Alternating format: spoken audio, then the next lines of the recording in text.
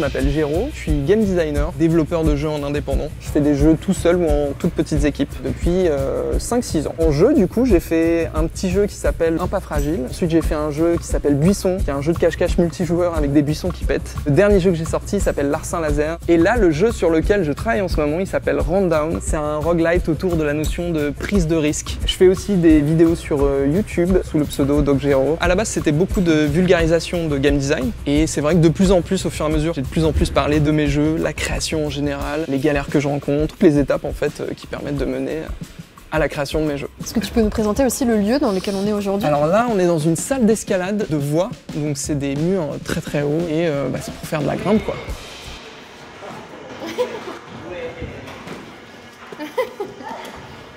Magnifique. Qu'est-ce qui fait que tu as commencé l'escalade?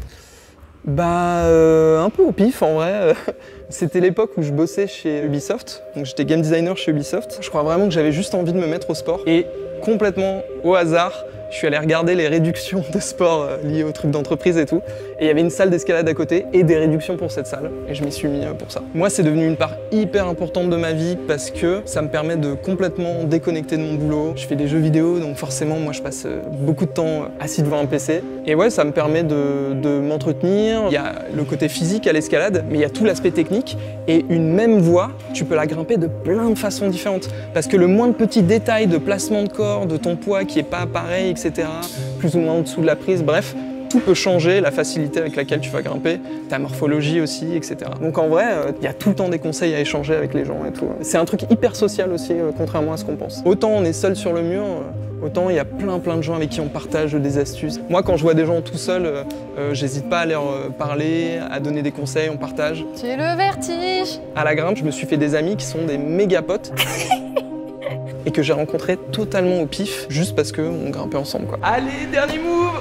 Les deux mains dessus du coup à la fin. Bravo, bien joué. Tu peux te laisser tomber. Non, j'ai trop peur! Allez, ça te retient, je te promets. Bravo, bien joué. C'est excellent. J'étais en apnée tout le long, c'était horrible. Tu l'as super bien grimpé, c'était nickel. Plus jamais, s'il vous plaît. Oh, bien joué. Merci. Quand j'ai commencé à me mettre à la grimpe, je commençais à aller regarder des conférences de gens qui font des voies. En gros, on appelle ça des ouvreurs. Donc c'est ceux qui vont placer tous les blocs et créer le parcours. Il y a un moment où j'étais hyper intéressé par ça. Et en fait, c'est impressionnant le nombre de similitudes qu'il y a avec le métier dans le jeu vidéo. Les gars, ils font carrément des Excel. J'ai vu des ouvreuses pour des trucs olympiques et tout, bien définir. Alors là, je vais demander de faire tel mouvement, puis tel mouvement. C'est hyper organisé en fait. Ils sont toujours dans l'esprit de, alors là, j'ai envie de faire à cette personne telle position, qui va utiliser telle compétence. Là, ça va être une voie qui va être plutôt concentrée sur, je sais pas moi, des poches. Tu peux mettre que un ou deux doigts, etc. Donc c'est beaucoup plus demandant sur les avant-bras.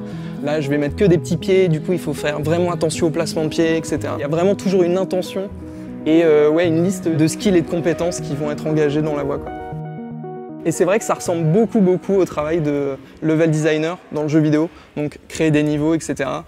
Récemment, j'ai sorti un jeu autour de la mémoire qui s'appelle Larcin Laser. Et tout le jeu, c'est vraiment mémoriser un parcours que tu as à l'écran. Et après, tous les dangers de ce parcours, ils disparaissent et tu dois atteindre la sortie. Donc c'est vraiment tout un travail de mémoire. Et à partir de ce travail de mémoire, moi, je vais créer plein de niveaux qui engagent différemment la mémoire, qui permettent de mémoriser le parcours avec différentes astuces. Et tous mes jeux, c'est toujours comme ça. C'est une idée forte que j'essaye de pousser au maximum. Aussi bien parce que moi, ça me fait kiffer en tant que game designer de pousser et tester des trucs, que juste comme je l'ai fait en toutes petites équipes, voire seul en fonction du jeu, je peux pas permettre de me disperser dans plein de trucs différents, quoi. Moi, j'ai besoin que ce soit assez simple et j'aime bien avoir une idée qui est vraiment au cœur du jeu et que chaque élément du jeu, il est utile au gameplay. J'oblige les joueurs et joueuses à observer le décor, etc. C'était déjà le cas dans Buisson, où tout le principe du jeu, c'est que si personne ne fait rien à l'écran, il n'y a rien qui bouge et c'est seulement les joueurs et joueuses qu'on voit et qui bougent et c'est eux les petits buissons. Il y avait déjà tout un truc de mémoire et d'observation. Dès que je mets un petit élément de décor, un petit élément de mobilier, c'est fait pour aider à mémoriser le parcours, en fait. Par exemple, les éléments de mobilier dans Larcin Laser, c'est des cases safe où tu sais qu'il n'y aura jamais de laser. Donc tu peux y aller tranquille et dire, ok,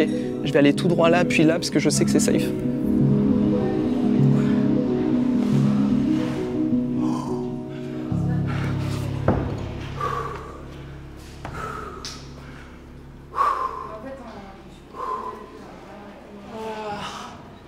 Donc tu es encore en train de travailler sur un nouveau projet.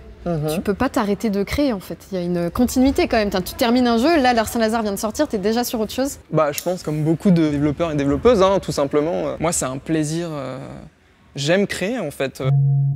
Je me verrai absolument pas faire autre chose. J'adore créer les trucs que j'ai en tête. J'aime aussi faire de la création pour d'autres personnes. Je pense que je m'ennuie en fait si je crée pas des choses. Et si je fais ça, c'est pas seulement pour gagner ma vie, c'est aussi parce que en fait, je pense que je préfère créer que jouer même.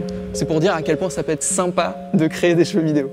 C'est pas toujours le cas, tout est pas toujours cool, mais au global, c'est quand même une expérience de ouf. Et en plus, j'ai la chance de pouvoir le partager à plein de personnes et tout, donc ouais, je suis parti pour en faire un bon petit paquet encore de jeux normalement. Je vais pas m'arrêter tout de suite.